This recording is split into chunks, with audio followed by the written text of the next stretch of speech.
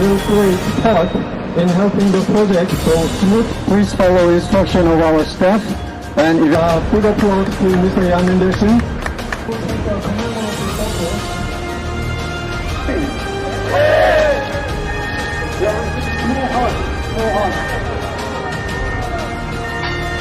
Please make a big smile.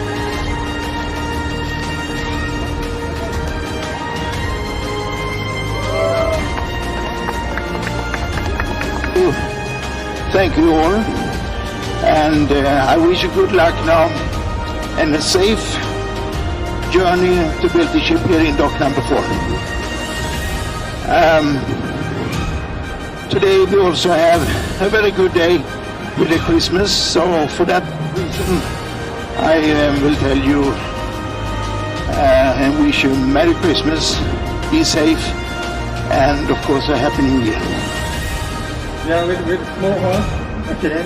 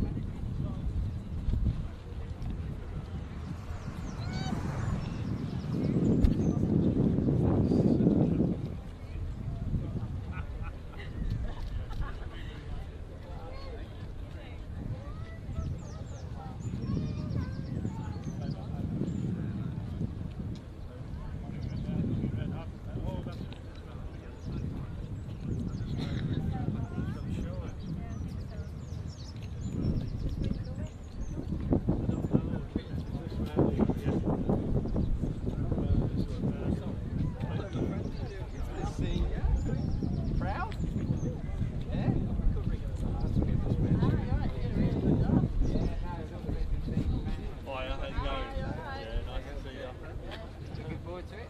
Not all. Do a little speech.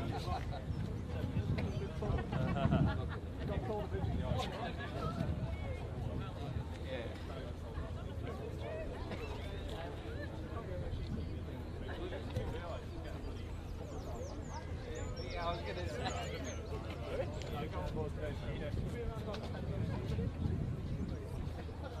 Oh, is that them all sitting? Oh, great.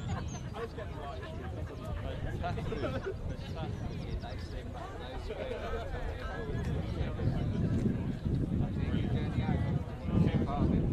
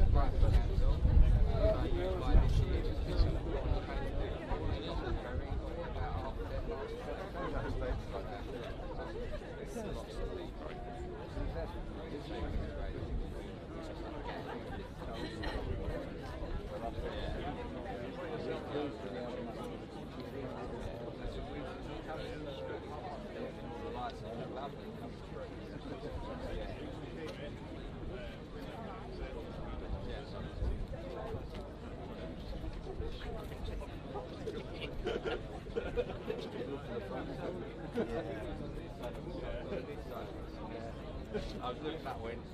You see the difference in the sizes.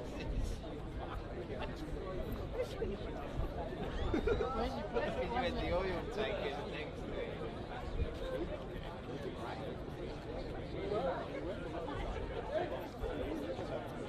A little bit different, yeah. There's no Katy Perry on this one.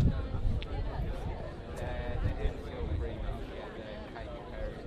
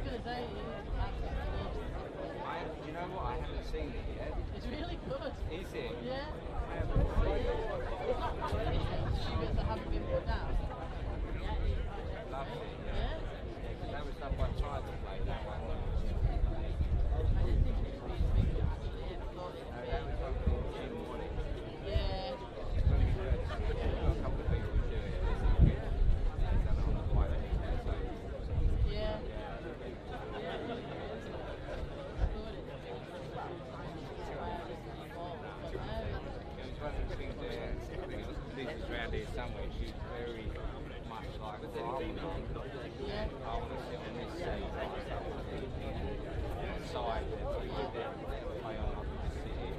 I can watch them if they run that way, and I can watch them if they run that way. That's what it is, yeah. It's very much of a security thing. Where are they? Yeah.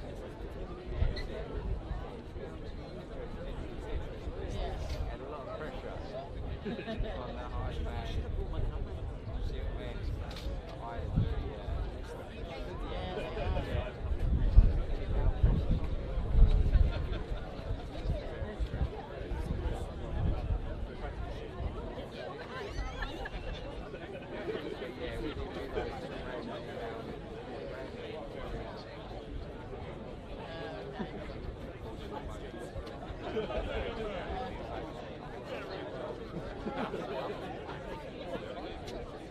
On the photos, when you go on like Google, it doesn't come up like this. Yeah, right. I've not heard It was done first. Don't try to make it. I feel like really self-public.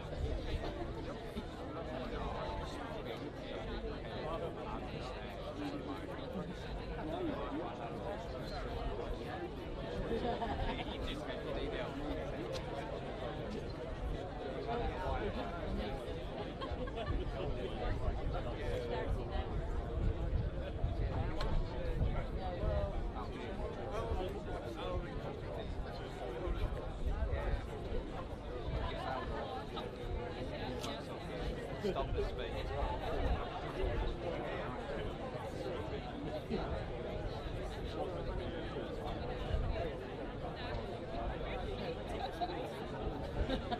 Morning, ladies and gentlemen. Just to let you know, we're waiting for the last few people to come through check-in this morning, so about 5 minutes and we'll get the ceremony underway. Thank you. Not many, not many.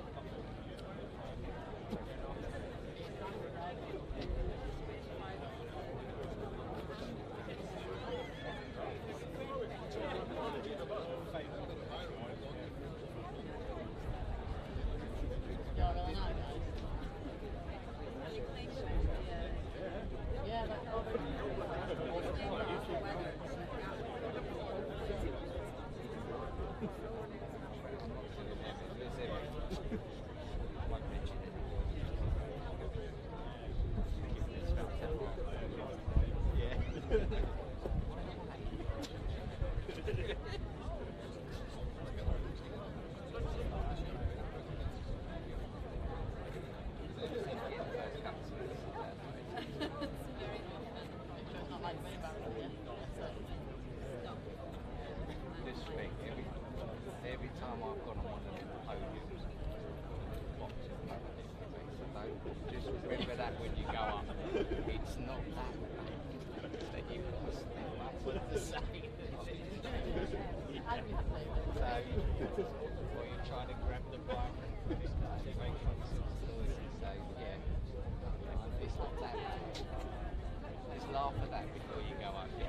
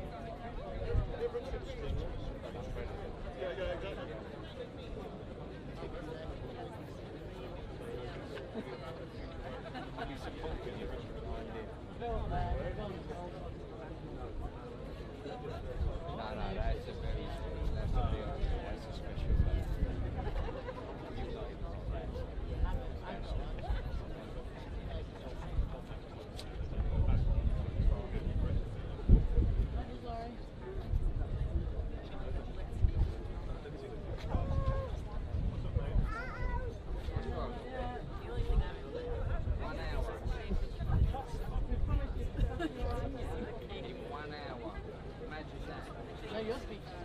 You got what?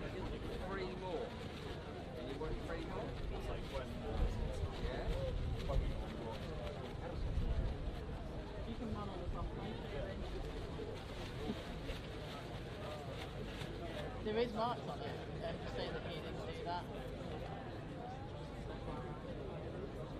Have they? I was going to say, the big spot was like a, didn't know someone's done that. Yeah.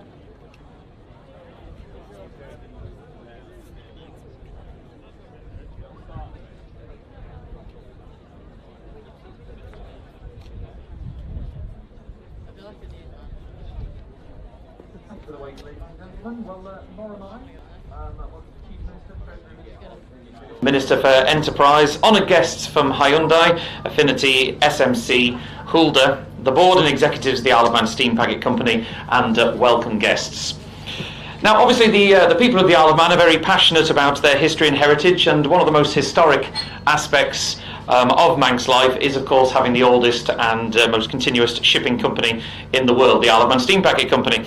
And it's no understatement to say that we're here today to celebrate a historic occasion that only happens really once in a generation, the welcoming of a new flagship to the fleet.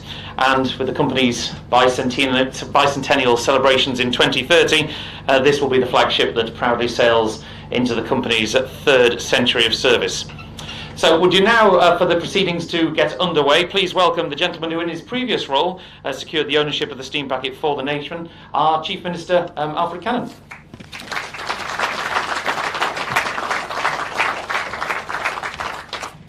Mr. President of Tynwald, honoured guests, ladies and gentlemen, it is an incredible privilege to be here today as your Chief Minister.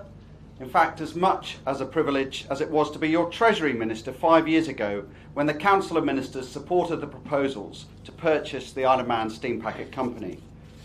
It is not often that one can look back on decisions and say that 100% the right decision was taken, but in the case of the purchase of the Isle of Man Steam Packet Company in 2018, I have no regrets, and judging by the warmth and excitement shown towards the arrival of the MANXMAN, neither do the people of Man.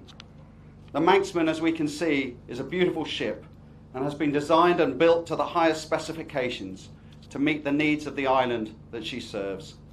3 outside decks, 2 pet lounges plus onboard kennels, 4 lifts, hybrid electric diesel engines, 40 cabins, 495 metres squared for freight and vehicles, 8 decks, cafe, restaurant, reserved lounges, all designed for full disability access. By the time you have finished looking around the MANXMAN, I suspect the sailing will be over. It truly looks to be a unique experience. I want to congratulate the Chairman, Lars Ugland, and the board for the excellent manner in which they have conducted operations since the government purchased the company in 2018. This is clearly demonstrated today by the arrival of the MANXMAN to our shores, on time and on budget. It has been no small task and has required extensive thought, planning and oversight. Thank you, Lars, your colleagues on the board, and indeed the executive team. You have done an incredible job. And thank you also to the crew of the MANXMAN for bringing her to our shores in such fine condition, although I half suspect it may well have been more of a pleasure than a chore. The MANXMAN now joins an illustrious list of boats that have belonged to the Isle of Man Steam Packet Company.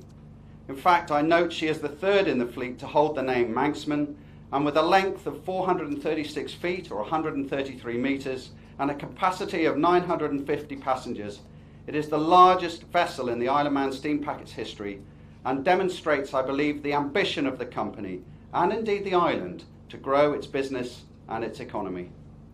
I keep saying the Isle of Man Steam Packet Company, but it is more than just a company. The company is a national asset. An asset that transports our daily necessities, an asset that transports our infrastructure, that transports and delivers our food, transports and delivers our exports, that transports and delivers our visitors, and an asset that transports and delivers our island residents to and from their island home. In fact, it has been thus now for 193 years when what was the Montage Isle Company was established by the people of this island in response to their frustrations with an unreliable sea service to the island and a need to provide greater security around the delivery of their modern-day essentials to the island. A meeting of residents and businessmen in 1829 led a call for subscriptions, and the sum of £4,500 was subscribed to get the Montage Isle up and running. In June of 1830, the Isle of Man Steam Packets Company's first wooden paddle steamer, named the Mona's Isle, was launched from John Wood and Company's yard in Glasgow after being built on the River Clyde. She arrived in Douglas 46 days later on the 15th of August 1830, ready for her first passenger sailing. I imagine then that the excitement of the arrival of their new ship not to be too dissimilar to the excitement experienced today as the MANXMAN is effectively commissioned, and how appropriate that we do so, with the company back in the hands of the island that she will serve. God bless the MANXMAN and all who sail in her.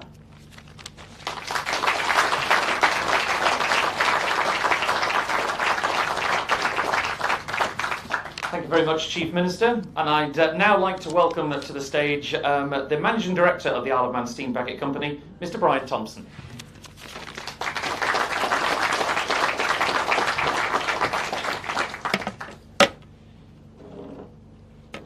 So I would like to echo the words of the Chief Minister in welcoming the MANXMAN to the fleet of the Isle of Man Steam Packet Company. It's a real tribute to everyone who's worked hard on this project, from all the crew on board to the office staff and everyone who's put on today's event. It's absolutely an amazing job. The excellent support we have had from the shareholder, both when Alf Cannon was Treasury Minister through David Ashford and now Dr. Alex Allinson, it's been fantastic support that we have received from the shareholder and allowing us to complete this project. It's just a fantastic moment to deliver it on time and on budget, which I think is a tribute again to the staff who have worked on it and the project manager, Jim Royston, who's sitting just in front of me with a big smile on his face. Well done, Jim. I'd also like to thank Senior Captain Andy Atkinson, who was the Senior Captain on the MANXMAN, who is here today, over to my left here. Thank you, Andy. And Dean Ellis, the Senior Chief Engineer, who also worked on the project and delivered the vessel to our shores. All three of them have worked tirelessly on the project with the rest of the team. It's been hard, it's been easy, but it's here, and now we need to get into service. The company's focus is very much on bringing the vessel into service, so today is a unique opportunity for everyone invited to have a look around the vessel before she takes to sea and takes paying passengers. The travelling public are in for a rare treat when they eventually do get on the MANXMAN to travel to Heysham. It'll be a unique experience, completely different from what they're used to on the Ben McCree, and we hope that they enjoy it as much as we'll enjoy them having the facilities on board. We see the MANXMAN as a commitment not only to service, but to a cleaner, more efficient future. We want to be sustainable as a company going forward, both on shore and on our vessels. It's a real challenge for us in future to replace the MANXMAN with a newer vessel that will comply with future regulations and emissions controls. We will now try to exceed that, but that has to be our aim. Thank you for coming today, and I hope you all enjoy the vessel. And I'll stop talking because no one's come to hear me, they've come to see the vessel. So thank you.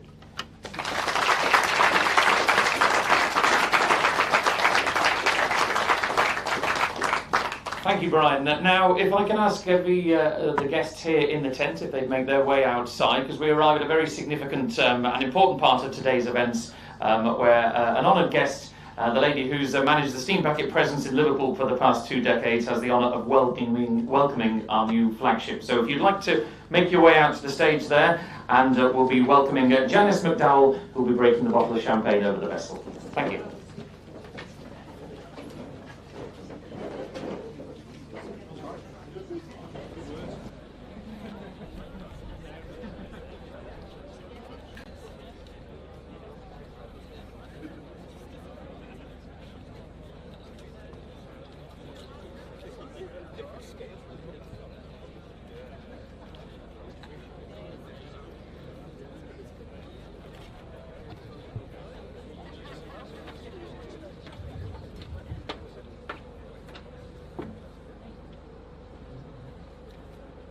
Once again, good morning, ladies and gentlemen. We've run a very important part now of today's ceremony and festivities. I'm going to hand you over to Janice McDowell, who's been with the company over 2 decades now, managing our presence in Liverpool, for a few short words, and then to smash the bottle of champagne over the vessel. Janice. morning, it gives me great pleasure to welcome MANXMAN to the fleet and his home port of Douglas. We look forward to welcoming her to our Liverpool's new terminal soon. I wish MANXMAN, her crew and all who sail on her fair winds and following seas. Thank you very much.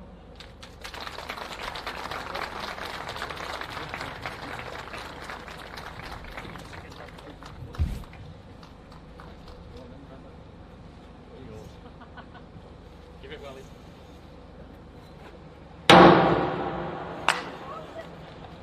No.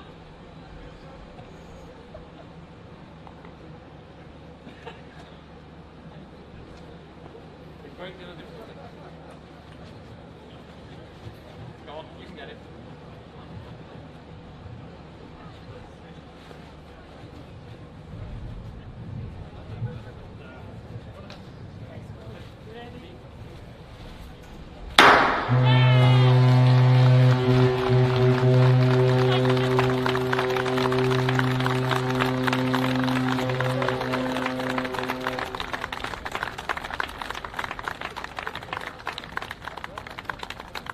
Thank you, ladies and gentlemen. There's now obviously a day of activities planned. If the VIP guests who have arrived this morning, if they can make their way over to Catherine, who will be giving them a tour of the vessel. The range of the guests, if you can wait here, please, and then we'll be going on board very shortly for some further talks and insight into how the vessel was built. So, if the VIP guests can make their way, please, over to the gangplank at the moment, and the rest of us, if we can wait here, we'll be going on board shortly. Thank you.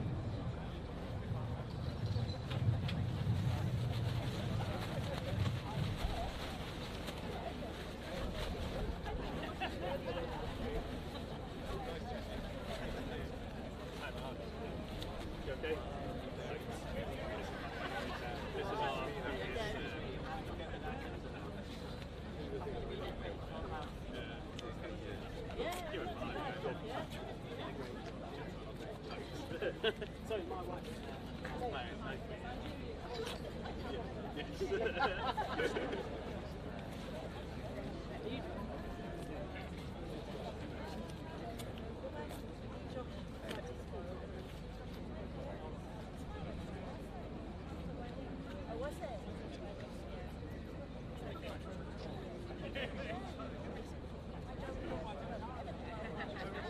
Yeah, well, I do see it.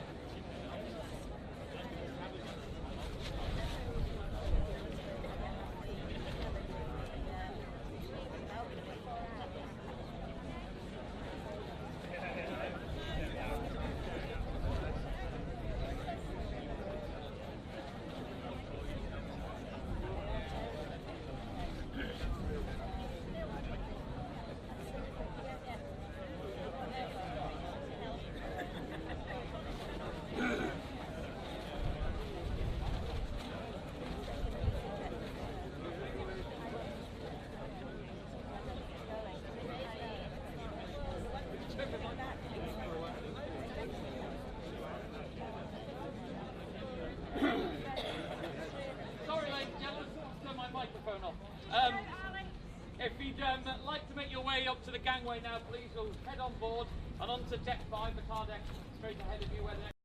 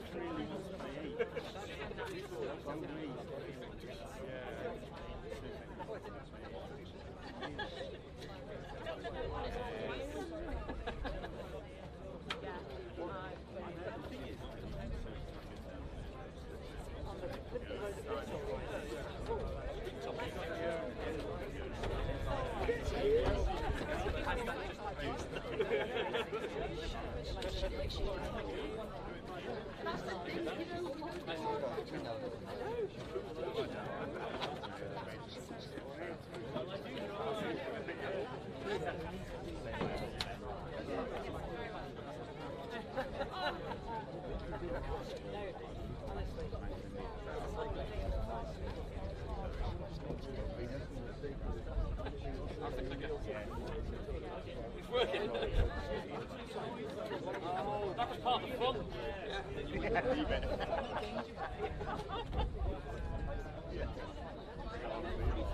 Ah, there we are.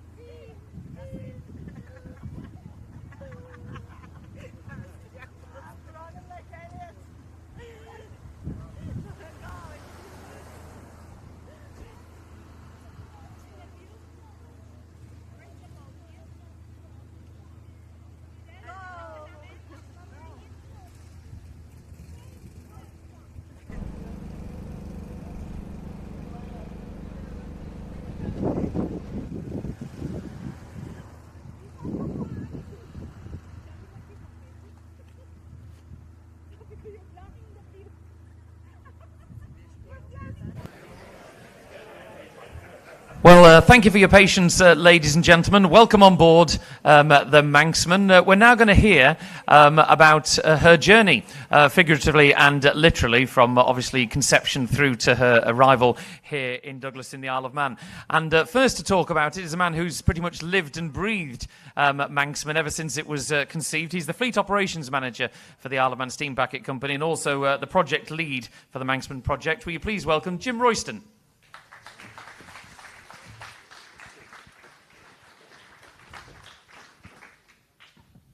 Good morning, everybody.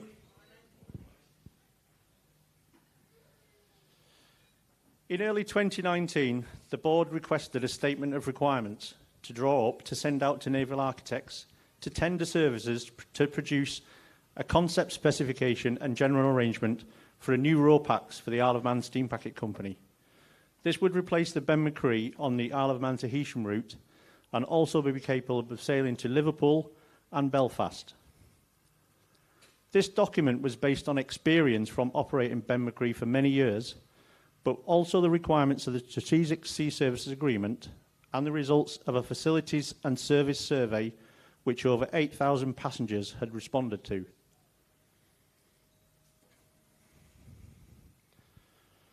The statement of requirements laid out such parameters as the maximum length and draft, the vessel's operating speed, the vehicle, freight and passenger capacity, as well as facilities for passengers, including improved facilities for passengers with disabilities and those travelling with children and/or pets.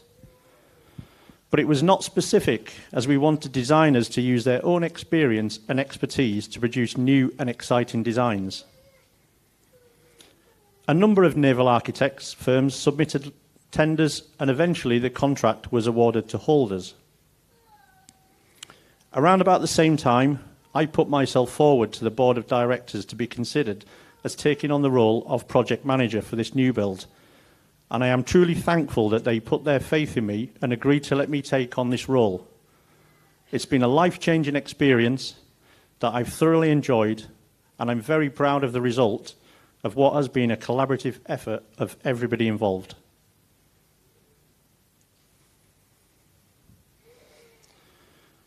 The Isle of Man Steam Packet Company and Holder have a very long-running partnership, which heralds back to the days when Holder were known as Hart Fenton, and we were part of Sea Containers.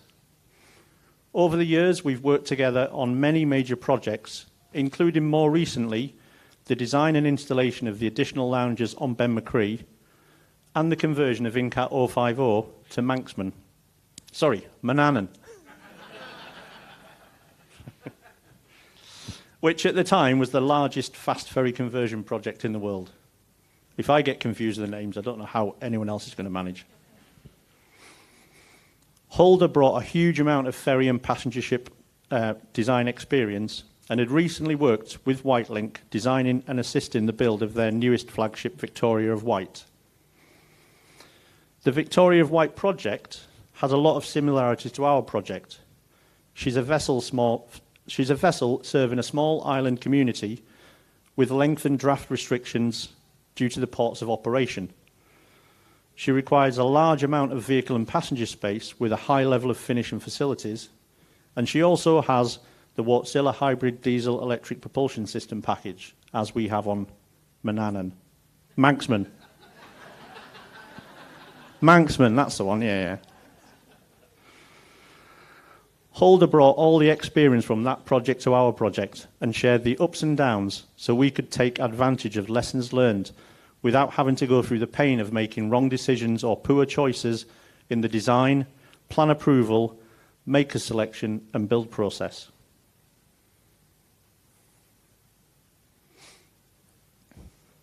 Holder worked with us to produce a concept specification and general arrangement which was sent out via brokers to many shipyards throughout the world to tender for the contract to build our new RoPax.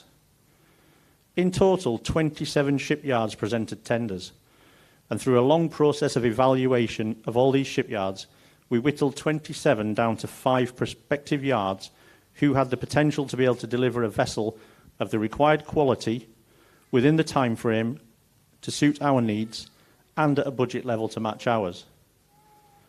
Further technical questions with all shipyards reduced this shortlist down to just 2, and in July 2020, after a long week of negotiations and further technical discussions in Seoul, we signed a contract to build with Hyundai Mipo Shipyard, a blue-chip builder of medium-sized vessels.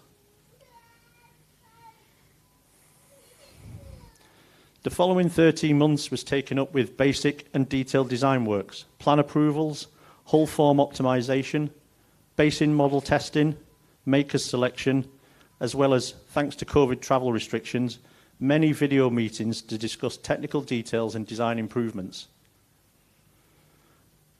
On the 20th of August 21, the first piece of steel was cut, which was a major milestone marking the beginning of construction of our new ferry, whose name MANXMAN had been revealed on the 1st of December 2020. I was very fortunate to be able to press the button to start the plasma cutting machines that fired into action and began cutting the first many pieces of steel that make up MANXMAN. I also got to open and spray the champagne, but thanks to COVID restrictions, we weren't allowed to drink it.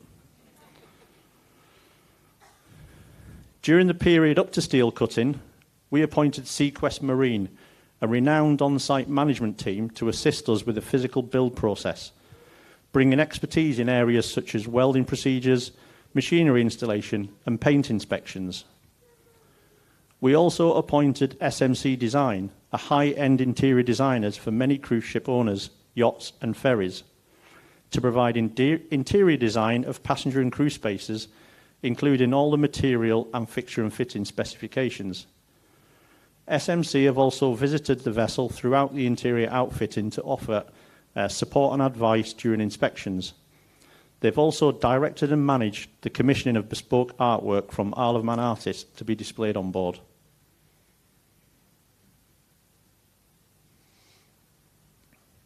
Only 4 months after steel cutting and right on schedule, the next milestone occurred on the 24th of December 2021, when a ceremony was held to mark the laying of the first block, or keel laying ceremony as it's better known. A ceremonial coin was laid under the keel, which is a tradition that is believed to bring good luck to the vessel and its crew. As the vessel grew in size, so did the on-site team. In early 2020, Captain Andy Atkinson and Chief Engineer Dean Ellis joined the supervision team at the shipyard and provided invaluable input into the vessel as it grew from the point of view of the operations of the vessel.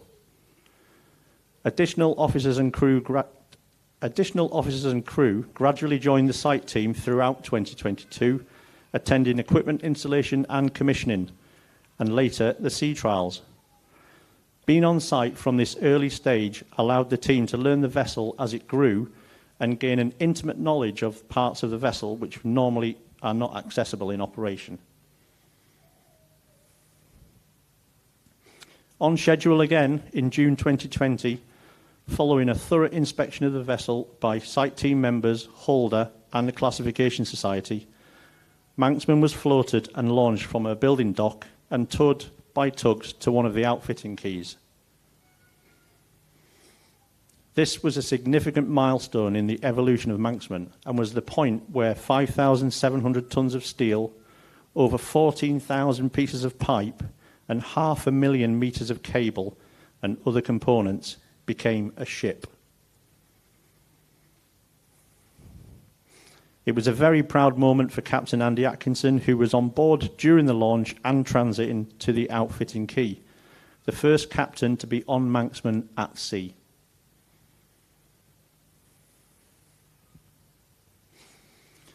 Once in the water and major vessel construction was completed, the design from SMC could become reality. The Korean contractors, supported by the team headed up by Argo at Estonia Marine and Manufacturing Initiative, who supplied loose and fixed furniture, seats, tables, lamps, and other materials from European suppliers to our specification, delivered the end product that matched the design intent perfectly. Also, once in the water, the ship systems could be tested and commissioned. And on the 25th of August, the Senior Chief Engineer, Dean Ellis, started the first of 4 main generator engines. These are the Wärtsilä W31 engines, which are noted in the Guinness Book of Records being the most fuel-efficient diesel engines in the world.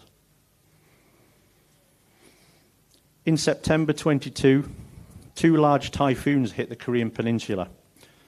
And despite one of them being the most ferocious in many years, MANXMAN survived with only superficial damage to the hull and paintwork, which was quickly repaired by the shipyard team.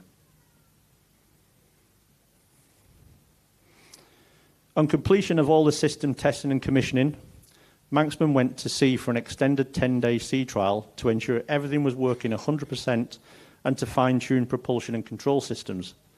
A standard vessel will complete sea trials in around 4 to 5 days, but the complexity of MANXMAN required a lot more time to complete all these trials.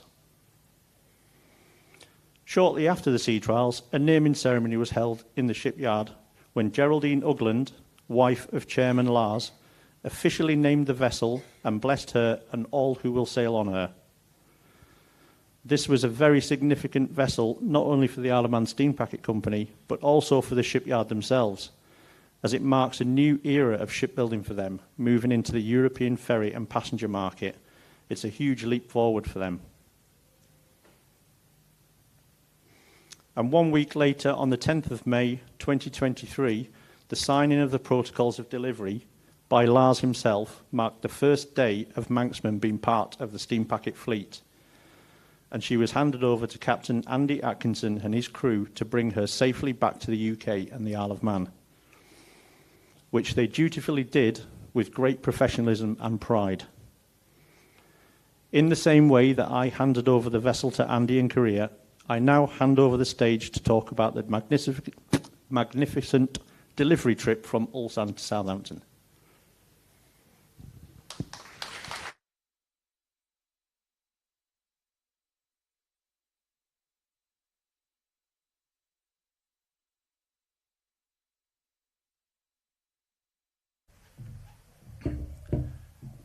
Good afternoon, everyone.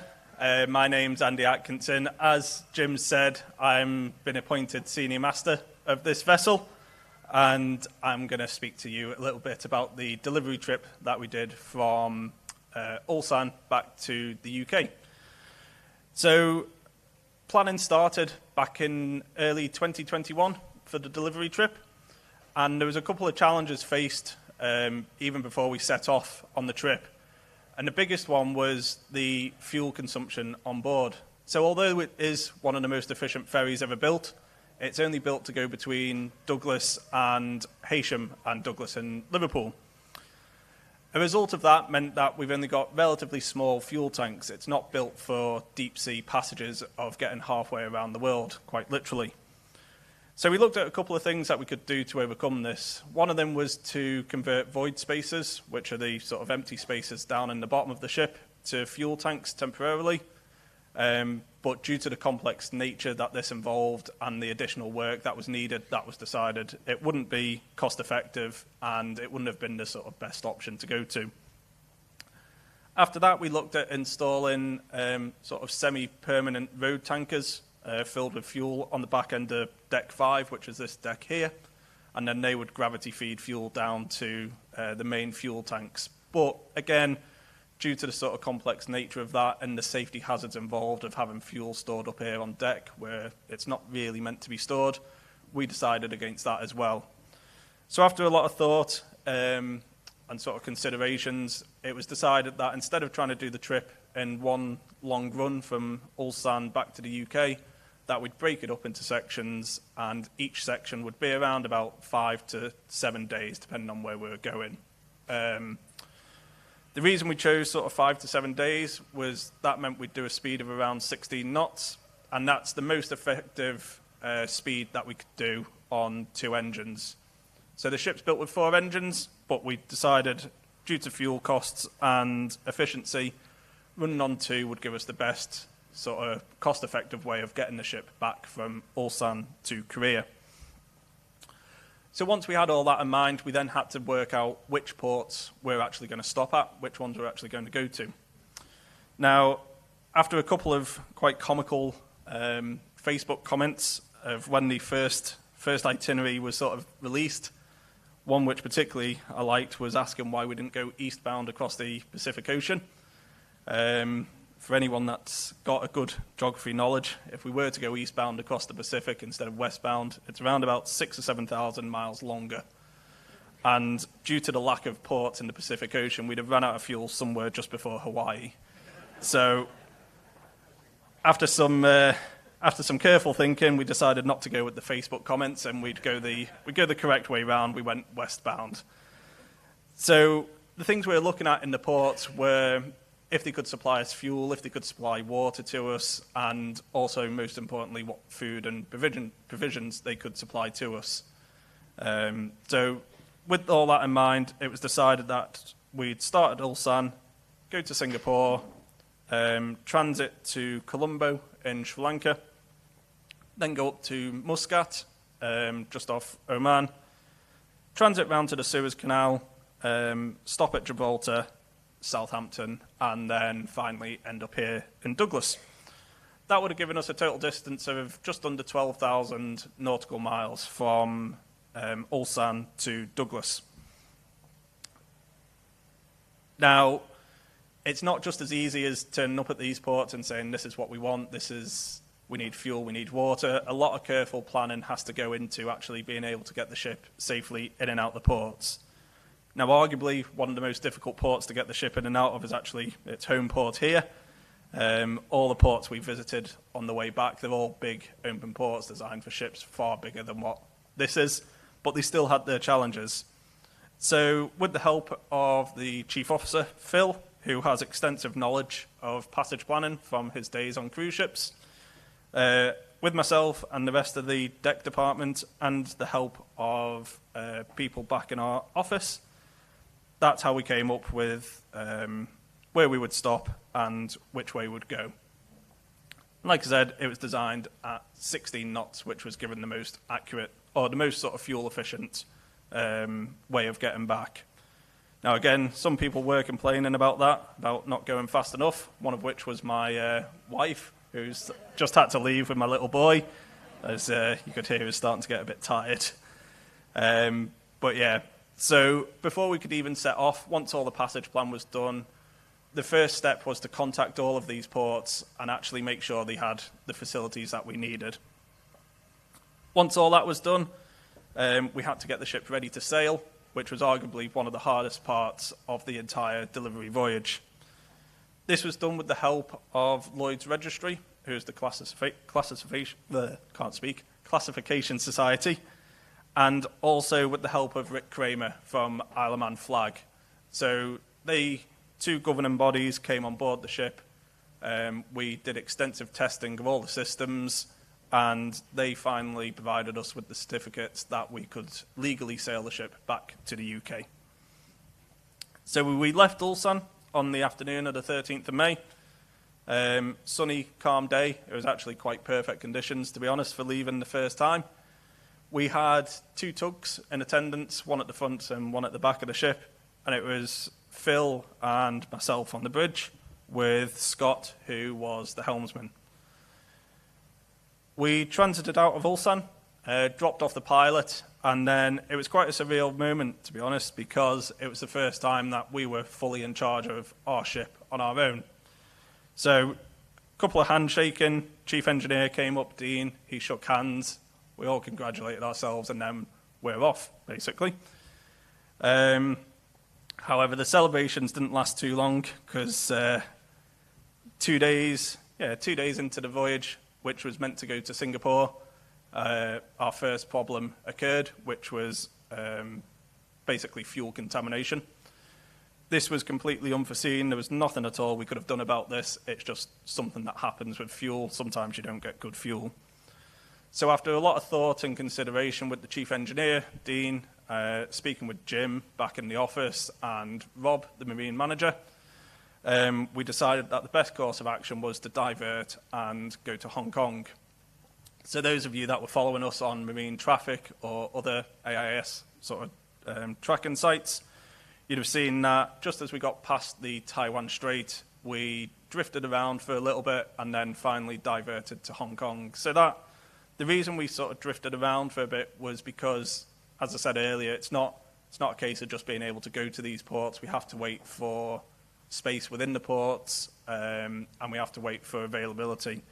All these are very busy ports, and because we weren't bringing a commercial sort of gain to the ports, we were very much down the sort of pecking line of who gets in first. But it wasn't too long to wait, 24 hours, and we managed to secure an anchorage, a berth, and get better fuel on board. So we anchored in Hong Kong, East Lamma anchorage, around about 10 o'clock at night. And then, thanks to the hard work of all the crew, just under 6 hours later, we're back on our way to Singapore. So, left Hong Kong, started proceeding to Singapore, and then problem number 2 arose, which was a very small ingress of water, which was coming through the coolant water system for the stern tube. So again, speaking to the chief engineer, and as I'm sure you can all agree, water's meant to stay on the outside of the ship, not the inside. So once again, we put plans together. We spoke to Jim in the office, our marine manager, Rob, and the rest of the technical team. And we decided that it was safe to continue to Singapore, and then final repairs would be done in Singapore. When we got to Singapore, before we get to Singapore, you transit the Straits of Singapore, which is one of the busiest shipping lanes in the world. I don't know why, but for this time when we transited, it was actually unusually quiet. I myself have transited many times, so more than probably 20, 30 odd times. Phil, the chief officer, has been through there countless times as well, and all of us couldn't believe just how quiet it was, so we're quite lucky with that. So we got to Singapore just before midnight, a couple of days after we left Hong Kong, and then we remained in Singapore for just under a week, and that was to facilitate the repairs of the stern tube coolant system. We also took on extra fuel and water when we were in Singapore. From Singapore, we went to Colombo. So we came out of Singapore, turned right, transited the Straits of Malacca, and then entered the Indian Ocean. On the passage between the top of the Malacca Straits and the bottom of Sri Lanka, halfway across there, it was the furthest distance from land that this ship will ever be. So it was worked out that we're 350 nautical miles from the nearest point of land, and due to the sort of expected lifetime of this ship now, that's the furthest it would have ever been from land in its life. So we carried on, got to Colombo, and out of all the ports that we visited, I've never had to do so much paperwork in all my life. In total, it was just under 70 odd pages of A4 handwritten paper to get into Colombo. Sri Lanka, for some reason, don't like using computers, and they insisted that it all had to be handwritten, which was lovely. So we got alongside in Colombo. It was a very nice berth. We ended up on the cruise terminal, which was quite a nice surprise, as we were originally destined to go to one of their old bulk carrier berths, but at the last minute, our agents managed to secure the cruise berth. So slightly nicer location within the port.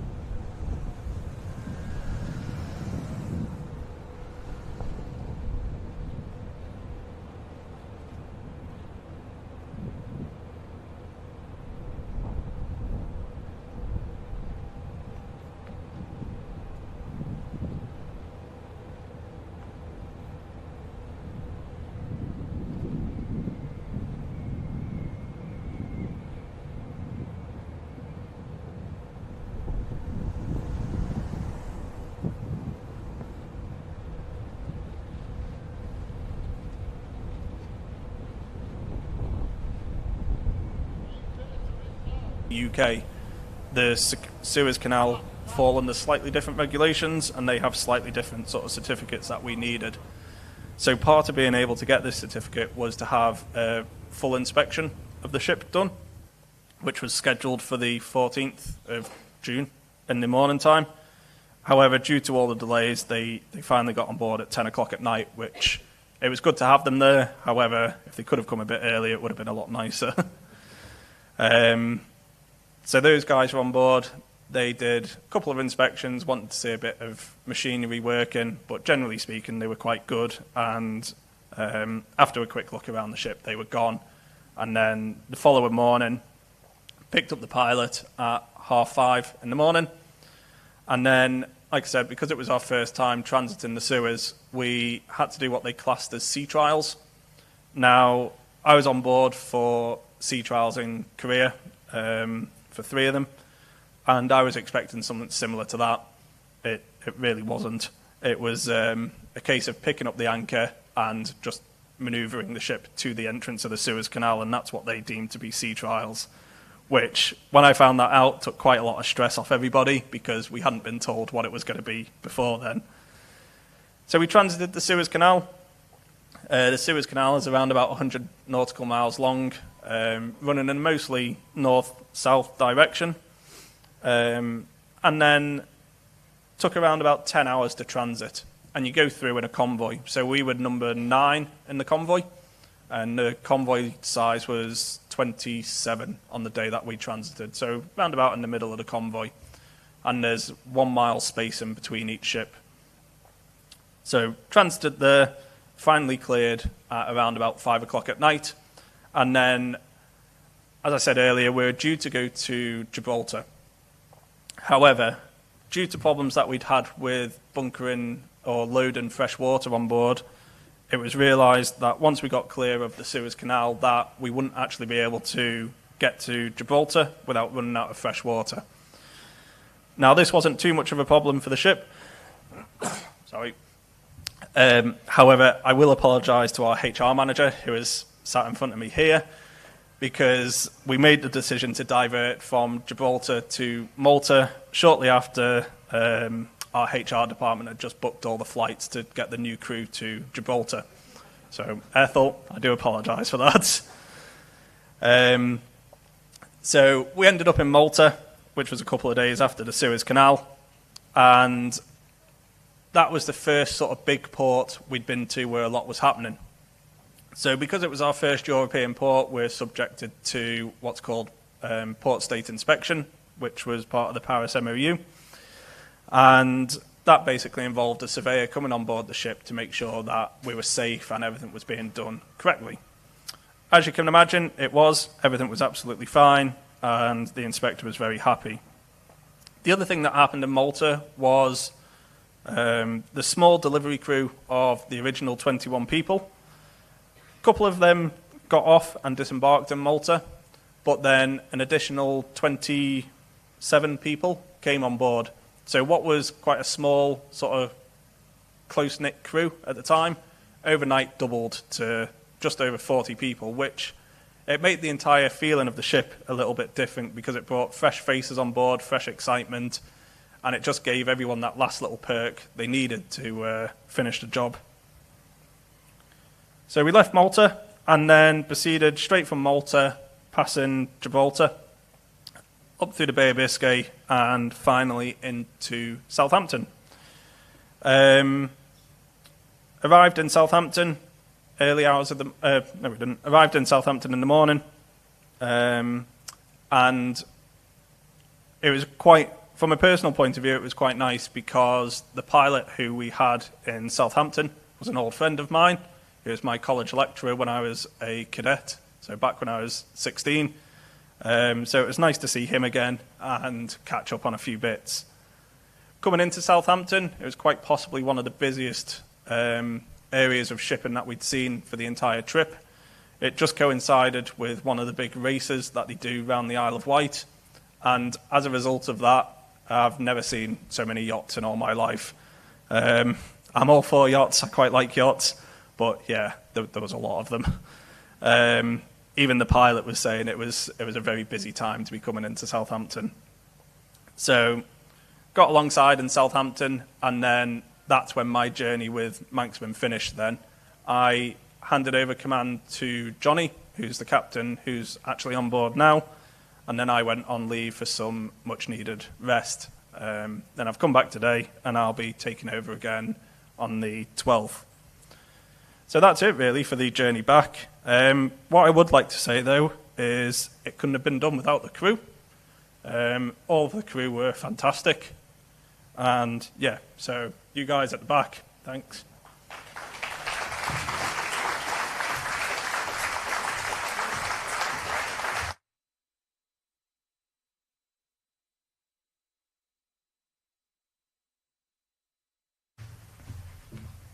Thank you very much, Andy, and also thank you very much, Jim, there. Now, finally, before we let you loose to go and explore the MANXMAN today, we're going to hear from Emmy Ratter, who's from SMC, and who's going to talk us through some of the wonderful insights you'll see inside the vessel today. Emmy.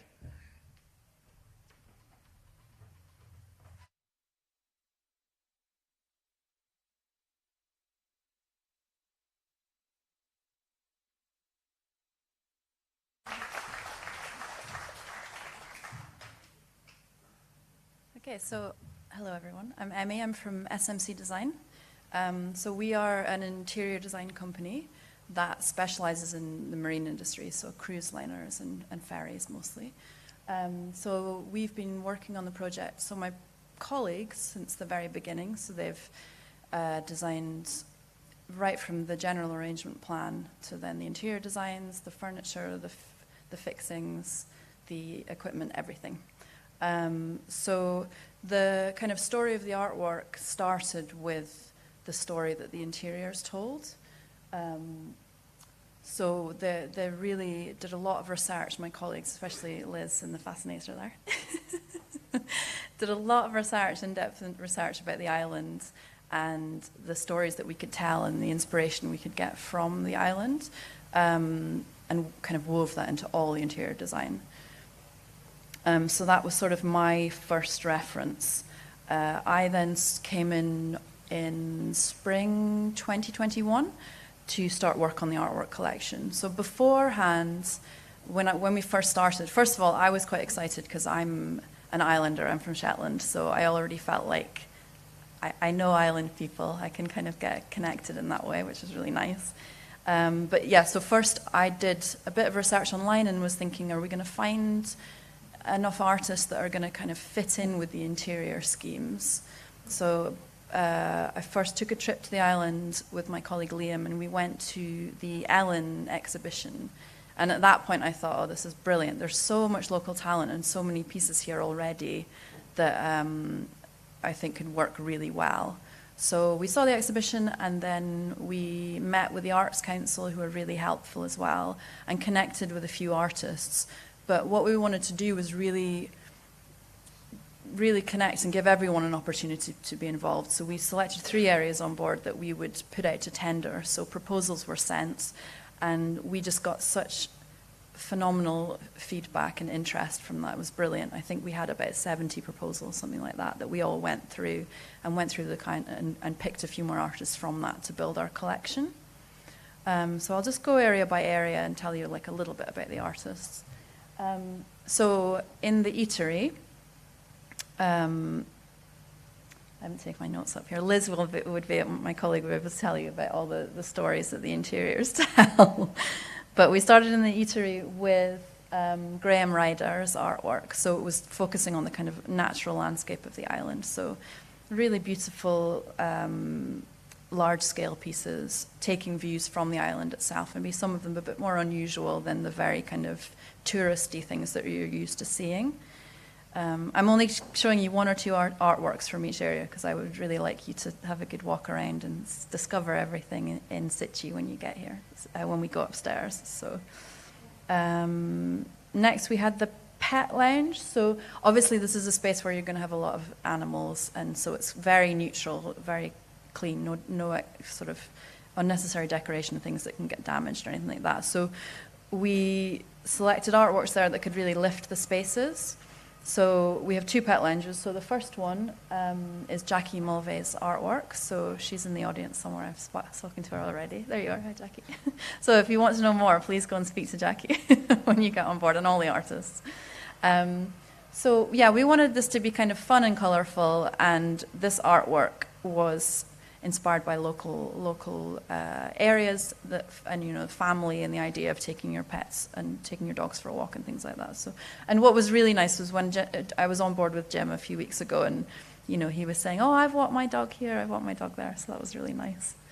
And then in the other pet lounge, we have Jade Boylan's work as well. So it was inspired as a starting point by the work that she had in the Ellen exhibition.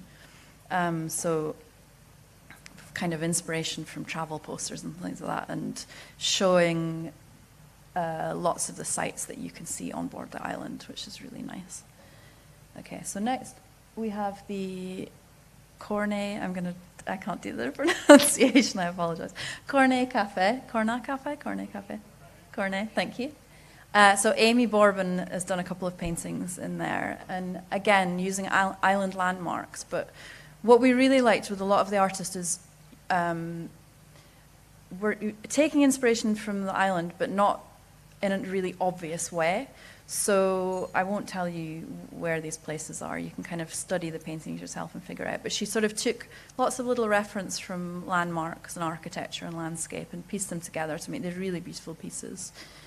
And the other thing we did at the start was we received the material boards from the interiors department. So each artist was sent a material board that gave you what the carpet was, what the different finishes in the area were. So they had a real understanding of color schemes too, so that we could really connect the artwork with the interior. So it made a really kind of beautiful coherence to everything.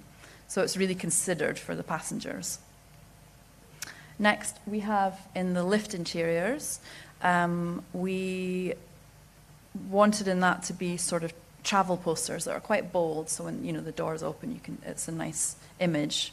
So Adam Berry created these, so it's very much classic travel posters for these pieces. And then in the Burrell Premium Lounge, we've got Andy McKellar's pieces, who I've also spoken to, who's in the audience somewhere. So these ones we wanted to kind of nod to Archibald Knox, and obviously he's known more widely for his kind of design work, arts and crafts movement, the designs he did for Liberty.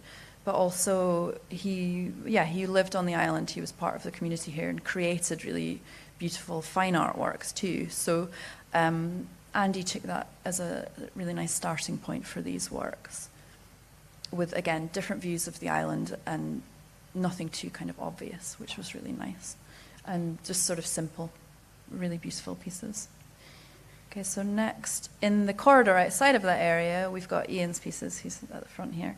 And this just felt really special, the work that Ian created, because the steam packet has this really wonderful connection, heritage, and what they did during the World War II. So this was just, I feel it acts like a really wonderful memorial to that, so people can really see those personal stories that are connected to the island. So Ian did a phenomenal amount of research and added these stories, and having that almost sort of handwritten quality and touch to it, you feel like you're connecting to real people that experienced that, the war sort of thing, which, yeah, they're just beautiful. I can't wait for people to, even when I was on board the other week, I saw multiple people really standing and just studying them and reading all the little texts and things. It's so gratifying. So next, we have the Executive Club Lounge. So this one was inspired by the moorlands on the island, and you'll see again the colors of the heather and the carpets, and even so this you can see the kind of back panel there with the zigzag design. That one was inspired by the hair going into the winter and the changing of the color of its fur. So it's really little details like that. Everything has been really thought through by our interiors, my colleagues in interiors. So it's lovely. It's a lovely story.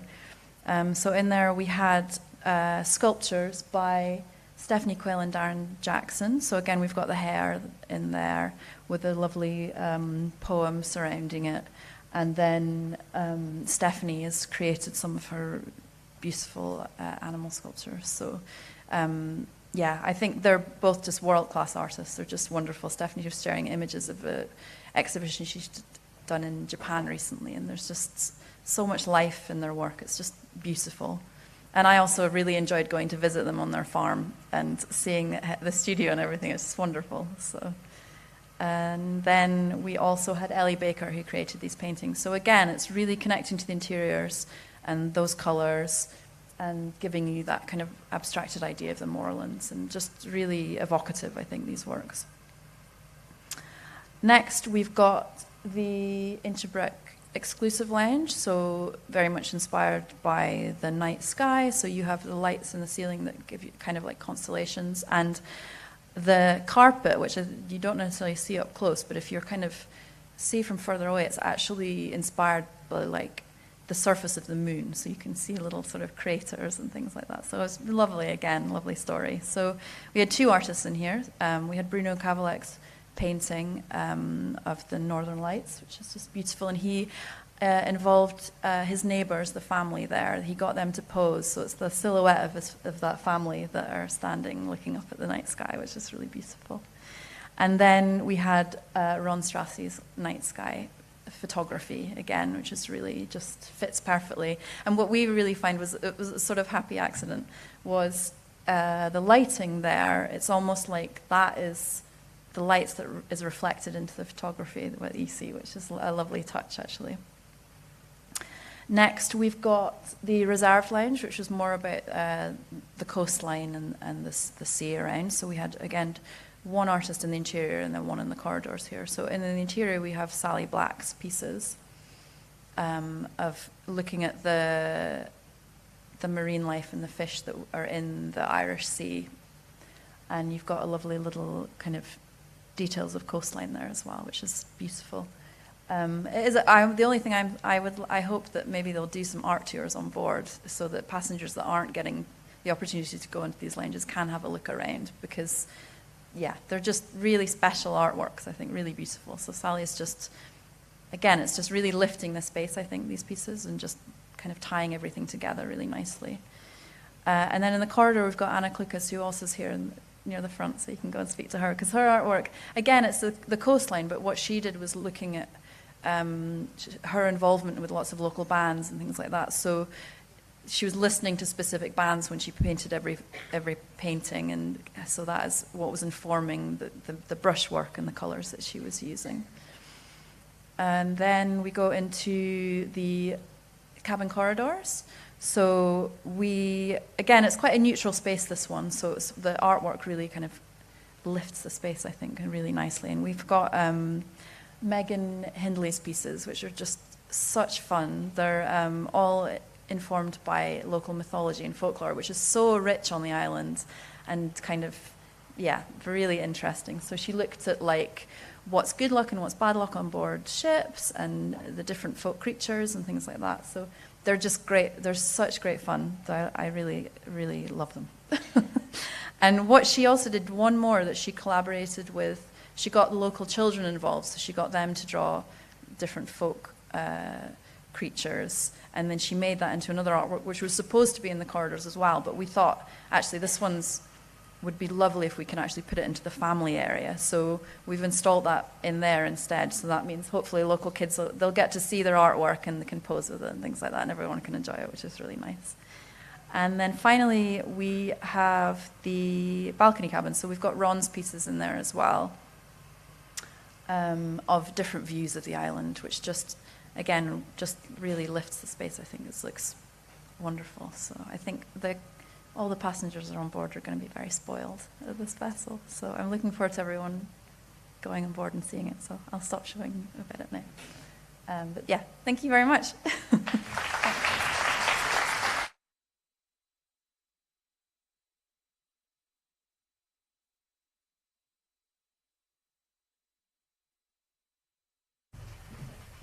Thank you, Emmy, and thank you very much once again to Jim and Andy. Well, the moment's arrived, ladies and gentlemen, where we're going to let you loose for your self-guided tours. If you please refer to the maps that you were given when you checked in this morning, and you can exit through either the red stairs or the green stairs and go up to deck 7. There's nothing on deck 6, it's kind of halfway up here. So if you make your way up to deck 7, and you get to explore the Manxman. Thank you very much for turning out today, and I hope you enjoy your tour.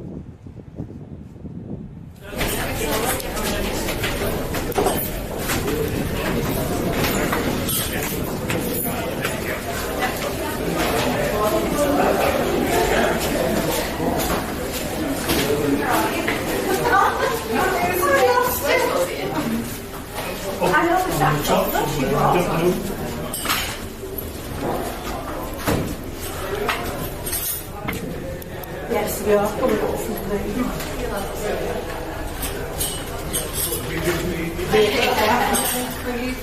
Do you prefer to get in the loop? Well, I'm not paying at the moment. This doesn't have to come down. Yeah. So you think yours are upstairs? Can we go up? Is that right? You can't do the other. Can't be used here if you like to take one of those. Oh, we're going to have a quick shot. What? I reckon we're up there. What are you looking for? Yes, yeah, I just also let it be shut, right? Was it? Gotta let it be shut, just gotta go back there. Yeah, good to see you. Very impressed so far. That could probably get frustrating, couldn't it? You have a look around.